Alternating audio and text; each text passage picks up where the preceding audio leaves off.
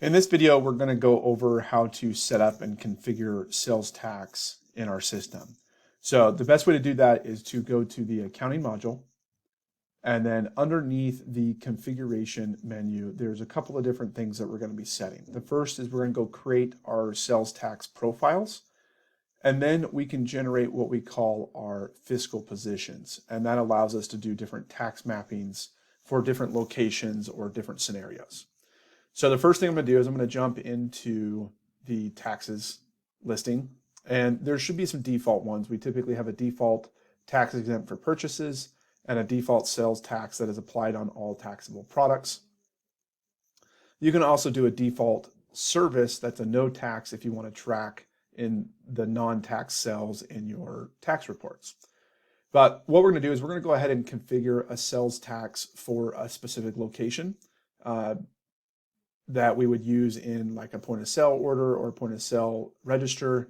And we can also use those to automatically apply to website checkouts as well. So the first thing to do is we're going to go ahead and create, I'm going to break it up into a couple of different tax jurisdictions to show that you can do combined tax rates as well. So the first thing is I'm going to come over here and we're going to do a state tax. Well, state tax. And we're going to say our statewide tax is 5%. So I'm going to give it a name. Typically, it's a percentage of price. That we can do other types of calculations, but traditionally it's percentage of price. And then you can set the tax type if it's for sales or purchases or none, and the tax scope. Most of the time, services, and you can set it on service and goods, but most of the time I leave that blank as well. You can go through here and there's a lot of different configurations you can do for very, very specific scenarios where you can also book them to different accounts. So this is where if you wanted to book your state taxes and county taxes into separate accounts, you can technically set those up and configure them as well. I'm not going to do that. You can have a label on invoice so you can control how you want it to show on the invoice, and you can create what we call our tax group, which the tax group is the grouping that it's going to show on your invoices as well. So the other thing you're going to want to watch is the base is affected by previous taxes. So you can use this if you need to stack taxes. So you add, you take a $10 transaction, you're going to add 5% to it, and then you're going to do of that total with the 5%, I'm going to add another tax on top of it. So you typically don't want that turned on. We can turn that off because unless you want them stacked, you typically don't want to affect the base of a previous tax or the subsequent tax. Most of the time, you're going to do a combined tax. You can also set it up to include in the price of the product. In the US, we normally don't do any of that. So I'm just going to go ahead and create that one. So now I've got a generic 5% state tax. And I can go ahead and save this one. And then I'm going to go action, or we'll just do create instead of duplicate, action, create. And I'm going to call this one county tax. And we can say, okay, our county charges 2.25%. And we can, I'll change any of your settings. Again, if you need to change your tax mappings you want, you can do that. I'm going to go ahead and uncheck this one as well. Save that. And then I'm going to go ahead and do one more, and we'll call this city tax. And we'll say that the city tax is 0.75. And I'm going to uncheck that one because we're going to do a combined tax after this. Okay, so now if we go back to our tax listing, I just want to show you all of these. We got our state tax, our county tax, our city tax. If you want to keep these all separated out, you can just leave them like that. But a lot of times, to keep things a little bit simpler, I will also group these. You don't have to group these. I can show you how to do it two different ways. But instead of doing percentage of price, I can do a group of taxes. So I'm going to call this one and say combined tax. And a lot of times I'd actually give it the state name. So I'd say,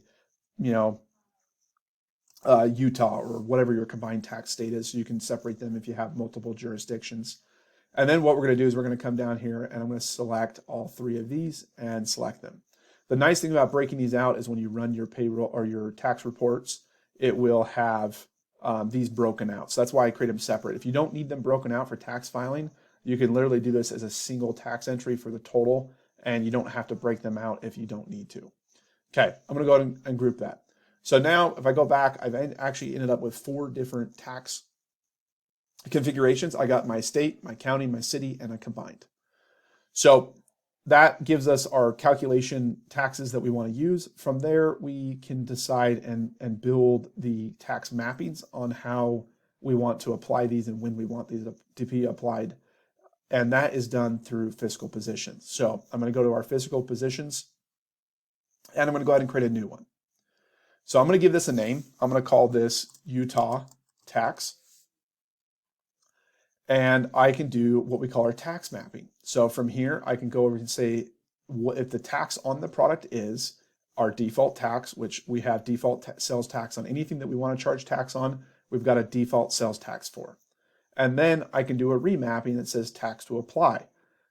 This is where I can technically come in here and say, I want to apply like my state tax or whatever, but this is where having them combined, I actually want to I want to apply my combined state tax. So any product that is set as default taxable, I'm going to go ahead and remap that and say I want to do my combined sales tax.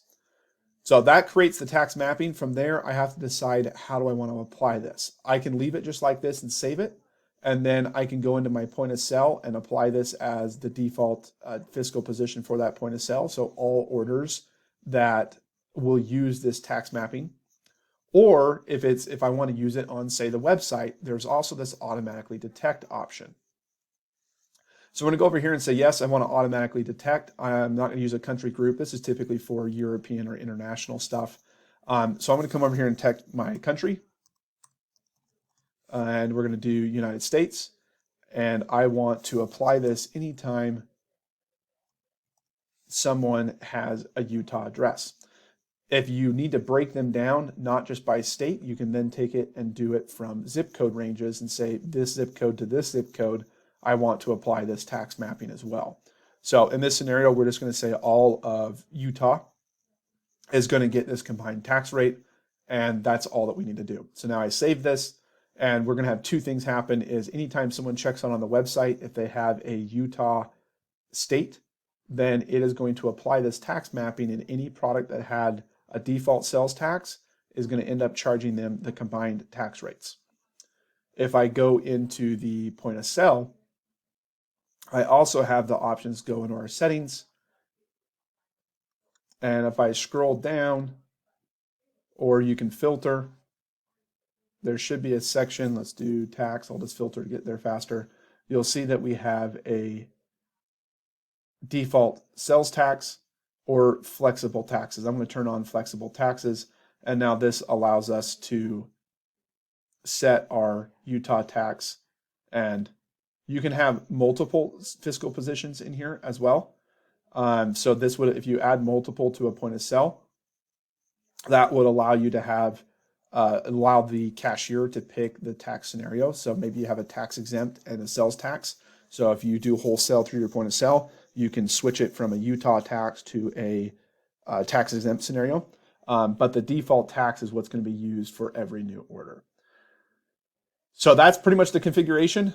So you can apply different fiscal positions to each of your registers. So you can switch between your registers, go in here and turn on your flexible taxes and set your defaults and set your allowed. If you have multiples, you can have your multiples there, and you go ahead and save it.